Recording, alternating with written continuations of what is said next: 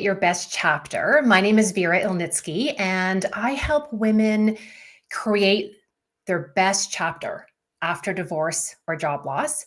And I've created this podcast to connect with other amazing women who can share their wisdom, who can provide some inspiration, some motivation, some guidance, who have their own stories to share, and who are doing really amazing work in the world that I know will resonate with you. So I'm so glad that you're here, and I'm really excited about my guest today. Her name is Dina Court, and I'm going to turn it over to her to quickly introduce herself, and then we're going to get into a really amazing conversation. So welcome, Dina. Thank you, Vera. I really appreciate the invitation to be on your show and, just talk to other people, like have that opportunity to encourage, and others will know they aren't alone. So Mm-hmm. I, Mm-hmm. I appreciate any opportunity to do that, because I think that when we speak up about something that has such a negative stigma, then it gives others that peace of mind to know that Mm-hmm. there is hope beyond this. Mm-hmm. Mm-hmm. Well, I definitely want to get into that, but maybe just tell the listeners a little bit about yourself, what it is that you do, and how it is that you help people. Well, thank you. My name is Dina Court, and I can go off into the story of why my last name is Court now. Maybe we'll touch on that later, because that is something that I think women might want to consider doing as a way of reinventing themselves and learning more about who they are in that next chapter, right? So I grew up in a very strict religious environment, and I think that really contributed to some of it's not all bad, but some of the reasons that I stayed in an abusive situation for over 30 years. Now, my story is similar in many ways to some women and different in others. And that's why, I love that we can share these stories, because parts of mine might resonate with some people more than others. But I hope that overall they find some encouragement that, you know, it doesn't have to be your identity for the rest of your life. Yes, I speak about this now, but it's more in the way that, you do as well, Vera, is to hope that with sharing it, then it offers others some inspiration. So I came from that type of an environment. I was the oldest of four children. During the time I was growing up, there also weren't cell phones and email and internet.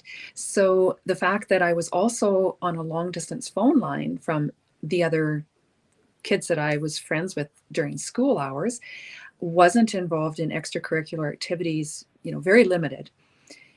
I was isolated in many ways. So a lot of those factors contributed to being kind of like that perfect victim, I say, where there was a lot of naivety. I was also very curious about being part of, this other social world that's out there. And this person comes along and was very, narcissistic. Now I recognize, looking back, narcissistic tendencies. And it became a long-term relationship that was, there was a lot of damage from that I didn't even recognize. And I think that's what's so important, is many people compare their situation to one of the extreme, where someone is, stabbed or shot or stalked, and, the more those physical things. Mm.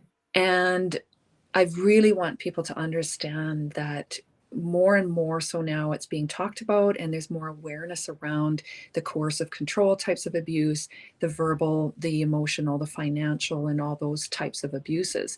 And those are very, very damaging. They can lead to and include physical, and often that is something that is together. So I didn't didn't recognize what I was living in. I knew I was on eggshells and hypervigilant and always trying to keep the peace and not trigger this person. But you're always thinking that it's something that you're doing wrong. And I think Mm. the message, people can understand that. And so I went through that for years and years. I still had this, my life, I had it together, and I, you know, took care of the home and the children, and just I was happy with my life in general. There was just always this unstable sense at home that it was unpredictable. You never really knew what could trigger someone. There were many things I did know would trigger, and it was things that I then squelched in myself, and I really created invisibility in my whole aura. So, and um, make it difficult when you leave because you've been so careful to try and be invisible so you weren't triggering. And now to allow yourself to feel seen and to feel safe, to feel seen, to use your voice to speak and feel safe doing so, that you can actually say what you're thinking and you're not going to trigger someone, if that makes sense. Mm-hmm. So there's so many things I've learned since leaving. Now, my divorce story, because that's what you originally asked about, Vera, was interesting how it came about. So on my 50th birthday, I invited several of my friends. They didn't necessarily even know each other. We all met in the mountains and just had a fantastic time. And I made a pact with myself that when I'm 50, I'm either going to leave or make the most of it. Like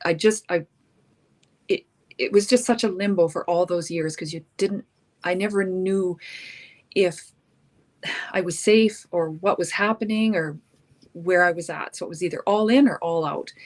And when I shared with some close friends and found out that there was things that they'd experienced, and I started to realize that what I was living in was abuse.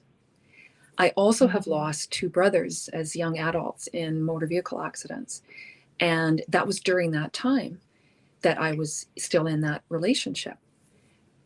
And I went through some photo albums that my aunt had when she passed away and came across some photos from one of those accidents that I had never seen before. And I literally it was like someone had punched me, kicked me hard in the stomach. I couldn't breathe. I was just completely like, I was gasping for breath, like of such an extremely strong physical reaction. And that was years after he'd passed. I knew then I needed mental health help. Mm-hmm. And so despite my spouse at the time being very unsupportive of that there's that negative stigma around that, I went through with it. And during that process realized, she said, we have to figure out why this grief is hitting you so hard years later. And that was the second of the two brothers that had passed. And then we uncovered that I was living in survival mode because of the abuse. And it still took me years before I left. And there were some interesting things that happened. I had a friend, what really pushed me over the edge, because in these situations, coercive control, power over, I didn't feel I had the power to leave. My children were adults at that time, so it wasn't like I was still needing to be there for them. I tried to protect them. Unfortunately, creating an environment where we had to keep the peace. So, you're kind of squelching their natural tendencies to be boisterous children or adventurous teenagers because they're trying to keep that peace. And so what I found was a friend of mine shared some information that really turned the tides. And there'd been some very, very inappropriate text messages she'd been receiving that just, and had tried to get him to stop. And what was interesting is that totally went against everything, the way he presented himself. And I was appalled, but it was like I had just been handed my freedom on a silver platter. And I just felt that release. It's like, yes, this was the sign I needed. I had made that pact with myself, not knowing that I'd set the universe's, things in motion, that this was now going to line up, that would make it very obvious to me that I could make that choice now and feel I had that power. Now, I want to bring in a little bit of the religious, because I don't know who's listening in your audience or who will hear this. I did really struggle still, even after I'd left and made that decision, knowing that that was the safest for me to be out mentally, for my mental health, as well as, potentially my physical health. Yeah, definitely my physical health. I mean, I'd had symptoms. My doctor was like, why are we still struggling with your digestive issues? Like, what else is going on? So I was having a lot of other physical things going on as well. But the religious side, I really still struggled with, because it was so ingrained in me that you stayed married for life, and, you forgave everything, and, all of this. But I found a book that really, really helped, and it's called Without This Ring. And I can send you that link if you want to share that with your audience, because there's a few by that title. And it was a lady who's been in that position, who shared how you can process this and understand from that perspective. So those were things that really helped me through. And then talking to friends, getting that help, that support for my mental health as well, from professionals, as well as admitting and talking to people and saying, this is what I was living. And from there, then trying to figure out who I was. Mm-hmm. And what was very, very interesting, and I so admire my daughter, we'd always been very close. She was now married, expecting her first child. So those maternal hormones were so strong. And I found that there was a bit of role reversal almost happening, right? Because I was now come from a very isolated, strict childhood into this abusive 30 plus relationship. I don't know who I am. I'm free as a bird. I'm not accountable to anybody. I can just experiment and see what I'm interested in for life, right? And she was concerned, legitimately, maybe in some reasons, but I was fairly risk tolerant, but also risk aware.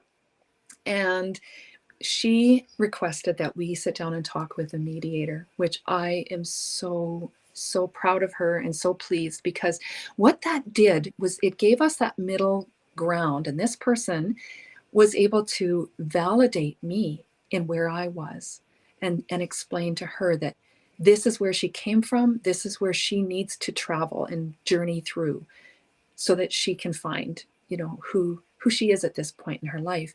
And yes, that changed the dynamic of the grandparent home that she would be bringing her firstborn to. There were so many things going on, but that we could talk about that, and that she could make some peace with, this is okay. Your mom's okay. She doesn't need a mother, from you. Like, just continue being her daughter and her friend. And that was, another thing I really want people to consider is, if you're struggling with some of those changes in relationships, to do that. So, those are some of the key points. And I want to touch on the name change a bit, because my daughter reached a point where she said, I'm ready to hear. I really do need to know, to make my own decisions about my relationships, with people in my life. What happened? What was the final? I said, okay, but once you know, you can't unknow. So if you're ready. And she said yes. And so I shared, and she then really strongly encouraged me to consider changing my last name, which was still my married name. And she said, I'm so happy I'm already married and I don't have that name. And I said, I have been trying to think of something, but I'm not my maiden name. I don't identify with that anymore. I don't know what. And she said, is there another family name? So my grandmother, her maiden name was Court. And so that's where that was chosen. What I didn't expect was, during the process of changing that, it gave me that opportunity to reinvent and it really just be who I was from that point forward. And anybody who's known me, including my partner who I've been with for over 5 years, has only ever known me by this name. So I really do encourage people to consider it for many reasons. Mm-hmm. Wow. Thank you for sharing that story. That's so powerful and so amazing, and just so many insights there, Dina. The one thing that I'm hearing really loud and clear is that what helped you move through this really challenging relationship was communication. And finally, even after, a long time, decades, really, you finally started talking about it. You reached out to friends, right? You reached out to mental health practitioners, and those people then brought you resources and they helped you. So it really underscores the importance of talking about this, right? And you mentioned at the beginning of the conversation, there's still a negative stigma around divorce or around talking about being in an abusive situation. And I agree with you that we need to just keep talking about it, because we need to just break that stigma. Because if we buy into that and we don't talk about it and we don't ask for help, we're going to just be stuck in there, right? Like, if you hadn't reached out to someone and talked about it, if you hadn't made this commitment to your friends around, I want to make a change, those resources and that help wouldn't have come to you. You would, like, who knows where you'd be right now, right? So I really hear that whole communication, that it kind of breaking through that awkwardness or that uncomfortability or that vulnerability of admitting to someone that this is what you're going through. It's so true. And Vera, what I found too was when I was out, I just never wanted to look at that again. I just thought, okay, I'm out and I'm really fairly unscathed, but no. And thankfully, it doesn't all hit you at once. It would be far too overwhelming. So each layer appears as you need to heal it. Something else you'll hear or see or will happen that will bring up another piece of that conditioning or an effect that it's had on you. And I kept getting enough reminders. And our common friend, Lindsay Berry, also tells us, we are compelled to share this. Like, that's our obligation to share our experiences to help others. And that's part of why we had those experiences and shouldn't just lock them right up. And it's not for everybody. If you don't feel safe or you don't feel like that is something you want to share, that's entirely fine. It's not a challenge. But if you do feel that you are capable of doing it, it's very important to do so. And so as much as I wanted to leave that in the past, I kept getting these reminders and these nudges that people need to hear your story. It's part of my healing and it's part of helping others. So you're right, like that communication and sharing that is important. And so now I've started doing more public speaking around it. I've keynoted at different events and I've got some more coming up. I'm collecting people's stories as well to publish a compilation, an anthology of these stories, and it's called Hope in Hell. And it's so that others who are in their hell or want to help someone who they see is in that hell, that it gives them some hope that we've been through it. And with that book, it's completely anonymous. You don't have to be a professional writer. There's no buy-in to be part of the book. And all the proceeds from that book will go to organizations that support families and women who are experiencing violence and abuse. And violence, I really want to make people understand that even the law is recognizing this now, that violence encompasses all abuses, whether they're physical or not. Domestic, right. And that's in dating situations. It includes threats, coercive control. So we know that we're now learning more and more how violent it is to us. But now, even if it isn't physical, it is being recognized as that. So many stay thinking, well, is it abuse? Because that type of abuse that isn't physical is a pattern, not incidental. So if you were to say, well, he made this joke that made me feel bad. Okay, that incident, standing alone, might not appear as abuse, but you start seeing a pattern of that and it tears people down and destroys them. And that's where it's very difficult to either recognize it when you're in it, especially if you've grown up in it and that's your norm, but also to have others acknowledge it. And that's where that education piece is so important, so that when others do finally get up the courage to say, I think I'm in an abusive situation, I need help, I don't feel safe, whatever that might be, I think I'm losing my mind, that others will support them and believe them. Thank you for bringing that up. And, two things there. I mean, number one is you're not alone. Like, people aren't alone. And I hear that a lot. And I'm sure you do too, Dina, when I hold master classes or workshops or talk with women, they say, oh, I thought I was the only one going through this. And that really breaks my heart because we're not alone. Like everyone's going through something. And especially with something like divorce, and especially with something like an abusive relationship, it can be really challenging to talk about it. But once you do, you realize, oh my goodness, there's other people that are going through something or have gone through something, right? And it's like what you were saying earlier, we need to know that we're not alone in going through it. So we need to have people around us that are experiencing something similar that we can talk to, we can share. We also need people in our life like you and I that have already walked that path and we've gone ahead, and we can show people that there's that hope and there's a way out, right? And so we need both of those things. So, and I like that how you've defined violence and abuse, because our minds go to the physical abuse. And you're so right that it can be coercive behavior, can be manipulative behavior. It can be, like you said, you felt like you were squelching yourself. And I think for women, like for me, the number one thing when I work with women is to really reconnect with their intuition. And we know when we're not safe. Like we know that this isn't the right relationship for us. We know that we're not in a situation that's supporting us. And yet, because of conditioning or programming, whatever that may be, we stay stuck. Whether it's the religious thing, and I can totally relate to that too, right? Like, I mean, no one goes into marriage thinking it's going to fail, and I certainly didn't, but I also had that layer of religious kind of obligation or that moral, programming, and that was a challenge for me to break through free of that as well. So thank you for that book recommendation. I do want to talk about how you're helping people now and your magazine and all the resources. I just want to also just quickly let the listeners know that I'm actually holding a masterclass as well. It's about Get Confident After Divorce. So check out my website, practicalwisdomcoaching.ca, for all the details there. And Dina, maybe let us know about what you're doing with the magazine and any events that you have coming up. I know you mentioned you have a few, so I'd be curious to know what those are. Yeah, thank you, Vera. I just want to touch on some of the points that you made. A couple things. Abuse, many in the general population think that that's only in certain, maybe low income type of families, or, there's a lot of stereotypes that are incorrect.